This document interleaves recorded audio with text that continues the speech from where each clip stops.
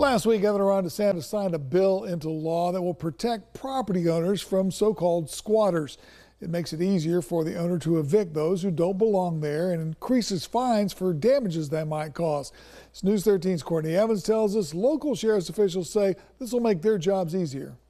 After Hurricane Michael, Bay County Sheriff's Office saw an increase of squatters. A squatter is a person who unlawfully occupies someone else's property. This is somebody else's property. I mean, that goes down to the most basic of fundamental American rights and constitutional rights is your ability to own property, and to have somebody just violate that and come in and then refuse to leave. Florida's new squatters law, effective July 1st, will allow property owners to request help from law enforcement under certain conditions. Deputies will respond if the individual has unlawfully entered and remains on the property. If the owner has directed the trespasser to leave and they refuse, deputies can get involved. And if the individual is not a current or former tenant involved in a legal dispute, they'll now be considered as illegally trespassing. The new bill gives the property owner the ability to seek law enforcement's intervention to get them immediately removed without the need for filing suit. When you buy a home, regardless if it's your personal residence or if it's an investment property, you're talking about one of the most significant purchases of your life. If you show up, you have no idea who these people are, you've never given them permission